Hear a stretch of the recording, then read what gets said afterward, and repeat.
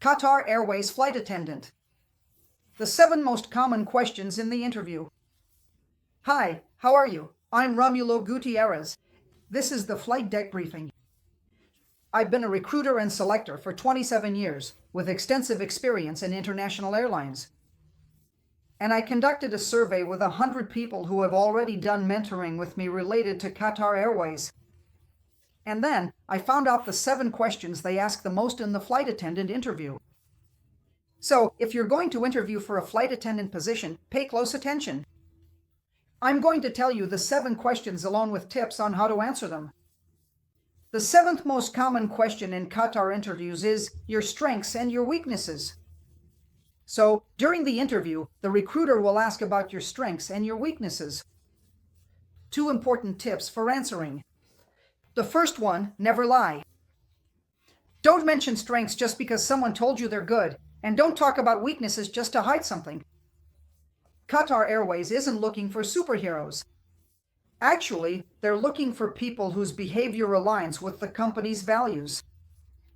All right, my tip for answering about strengths and weaknesses: before the interview, do a self-awareness exercise.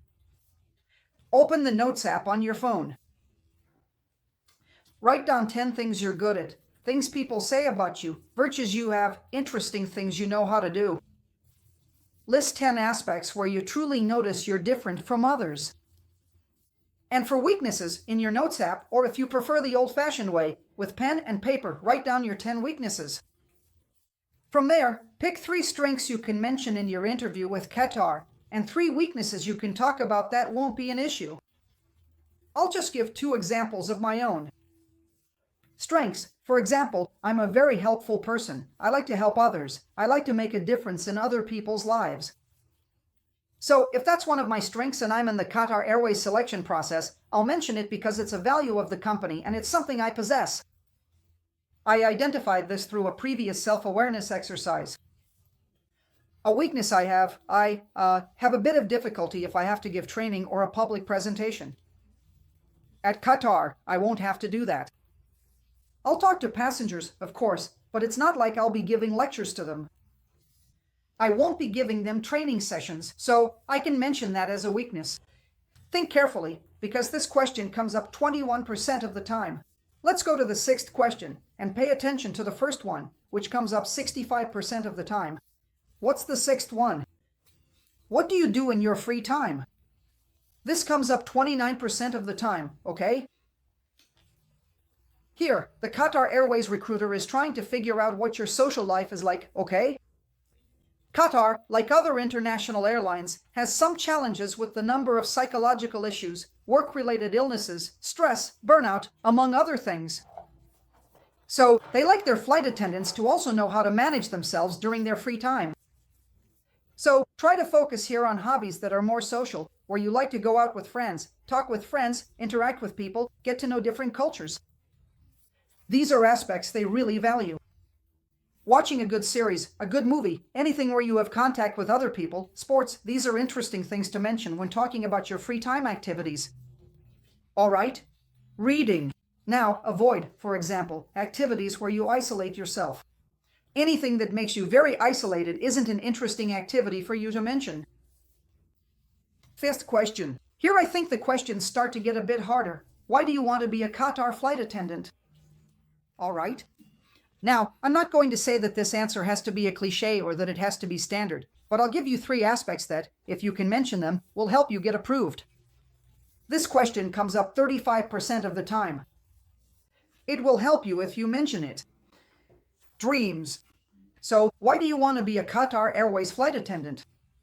So, if you can bring up the words dreams, customer experience, and helping people achieve their professional goals, achieving personal freedom, those are interesting things to mention in your answer. If I were to come up with an answer here, and the recruiter asks me, Romulo, why do you want to be a Qatar Airways flight attendant? I could say, look, there are 3 reasons why I would like to be a Qatar Airways flight attendant. The first is that Qatar is a company that brings dreams together. And today I have the dream of working for this airline. I would also like to help people achieve their personal and professional dreams. That's one of the reasons. Second, Qatar is recognized worldwide for the excellent experience it provides to its customers. In this sense, since I have already worked, I bring professional experience in customer service. I have worked with clients before. I have always focused on providing a good experience, and this is a value that really connects me to the company. And another point that connects me a lot, and why I want to be a Qatar flight attendant, is then you mentioned the aspect of helping people, collaborating with others so they can achieve what they desire. This question comes up about 35% of the time. Shall we move on to the fourth one? Will you come with me to the first one? Before I continue, if you want to simulate an interview, practice a live and online interview, you can reach out on WhatsApp. The link is in the video description. It's also in the first comment. It also appeared here on the screen, which is the international code 5511 and the phone number 977065417. Message us on WhatsApp and we'll do a practice session, a mock interview, so you can do well in your Qatar interview and everything goes right for you. The videos here on Flight Deck Briefing never fail. There are videos every Wednesday at 1 p.m., okay? So subscribe and leave your like. The world of international aviation goes through the Flight Deck Briefing channel. Now let's move on to the fourth question. It comes up 45% of the time in interviews. The question is, describe a situation where you had to deal with an angry customer. Here, the ideal is not to explain what an angry customer is. Some flight attendants explain, with an angry customer, we have to handle them very carefully, try to calm them down. And the person just keeps theorizing. So they keep coming up with theories that won't solve anything. The ideal here is to use the STAR method to answer, okay? You should describe a situation where you had a stressful moment with a customer. What was the task you performed? Let me give you an example. What action did you take and what was the result you achieved? Hypothetically, I used to work at a wine shop, just as an example. And then the question comes up, like, describe a situation where you had to deal with an angry customer. And then I could describe, look, on one occasion I sold a Chilean wine called Casizio del Diablo to a customer. Yeah, the customer took the wine home, but after a few hours he came back saying the wine was bitter and tasted really bad, and he said he was going to file a complaint on the website and on social media to badmouth the company I worked for. That was my situation. So from there I took action. I apologized, told him that if I were in his shoes, I would also be upset. And my immediate response was, besides offering him a new bottle of wine, I also offered him a sparkling wine. I also informed my management about the action I took, and as a result, he didn't file any digital or online complaint against the company, continued to be a customer at our store, and even left a compliment on the website about how I handled the situation. This was a situation I had with an upset customer. So try to bring up a real situation from your field, at your job, using this methodology where you describe the situation, explain the task you performed, the action you took, and the result. For the Qatar Airways recruiter, this will be very important. Third question, here we go.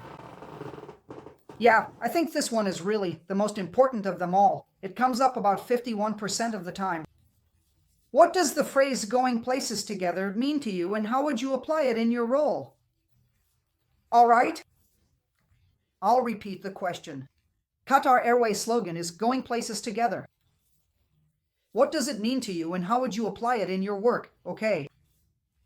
Remember that in this answer you need to show that traveling with Qatar Airways is a shared experience where there is a connection between people and cultures, where dreams and ambitions exist.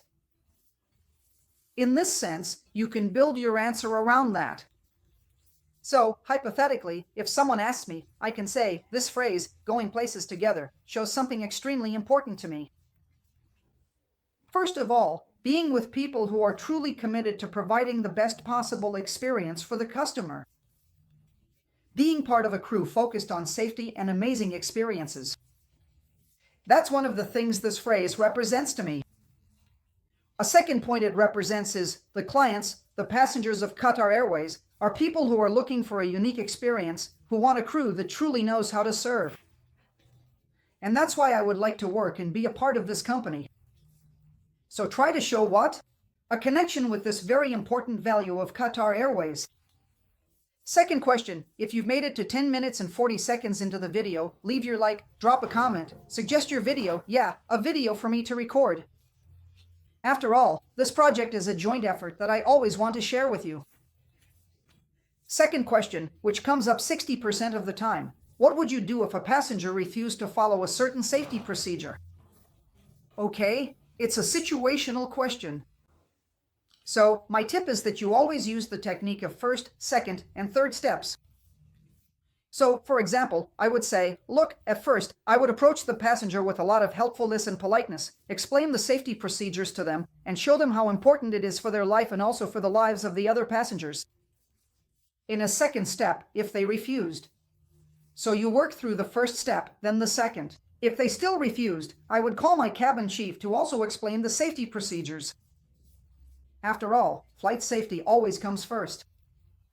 And in a third step, if even then they refused, from there we would call the captain and other ground authorities to resolve the issue. So you have to show that you're going to be polite, courteous, but at the same time, the safety rules are non-negotiable on any Qatar Airways aircraft. And the most important or most common question for you to become a flight attendant at Qatar Airways is, how do you see yourself in 5 or 10 years? Yeah, it's a company that genuinely invests a significant amount in comprehensive staff training programs, and it has this particular philosophy. They really want to hire dedicated people who are going to stay with the company for a considerably long period of time. So, when they're asking about 5 to 10 years in your life, they want to know if you're looking to build a career. They want to know if you're aiming for something more within the company. They want to make sure you're not going to suddenly leave Qatar Airways. So, the tip I give you is to share a bit about your professional dreams connected to the company, and a bit about your personal dreams that you want to share with others. Because that's also one of the company's mottos. So I could say, look, in 5 years I want to be a flight attendant at Qatar Airways, provide the best flight experience for all customers, immerse myself in the Qatar Airways company culture, see the world with the company, and on a personal level, I imagine I want to achieve financial security and help my mother buy a new house. So I share my dream with someone else. Now, there are 10 more questions they might ask, which airlines all over the world ask. And I'll leave them right here in this video that's going to pop up. Go check it out. Great preparation. Take care and see you next time.